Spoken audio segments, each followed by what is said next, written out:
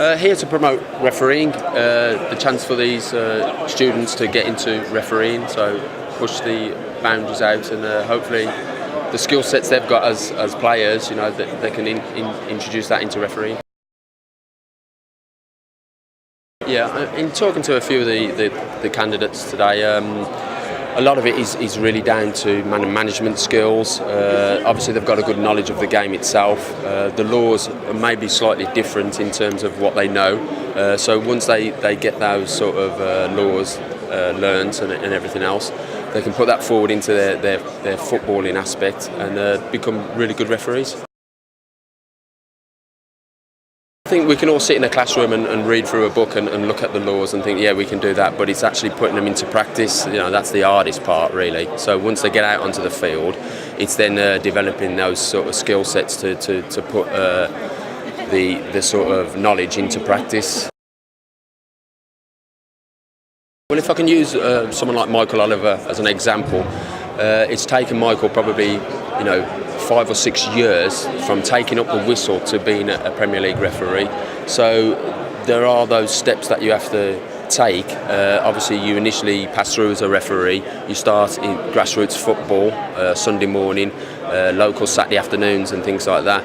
As you get your progression, you're mentored, you're obviously encouraged, you perform better, you're marked by assessors and things like that, and by the clubs themselves.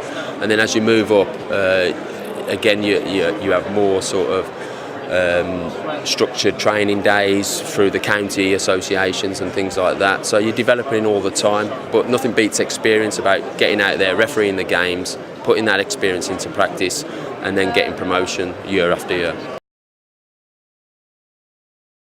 Many years ago, when I very first started refereeing, it was probably seen as a hobby, but now it's totally different, with the emergence of world football in terms of the Europa League, the Champions League, obviously your World Cups and everything else. We have Howard Webb going to his second World Cup as a referee. There's not many players that do that as a player, never let alone as a referee. So there are those goals that are achievable out there. Talking to one or two of the candidates, they're going to be told, this evening from their club whether they're going to be offered professional contracts or not. This is a massive sort of day for them in terms of looking at other career aspects and choices and whatever. Yet ultimately they're going to be told their fate this evening of whether they're going to be signed for that club that they've been involved with for the last maybe 6, 7, 8 years or something. If they're not, making the grade as a footballer, there's obviously a network of different industries that they can go into, whether it be sports physiotherapy, it could be teaching, it could be actually refereeing. The next best thing from my aspect of playing the game was to referee the game. To have that insight and be on the pitch with these superstar players and watching their every move and everything is fantastic.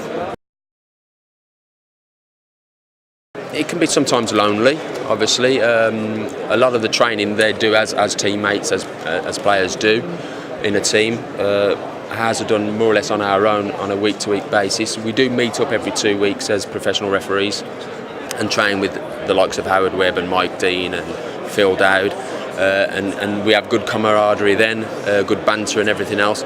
But most of it is a life of a loner, really, in terms of your training and everything else, until match day arrives. Then obviously that's when you're in your team of 4 or 6 on European games.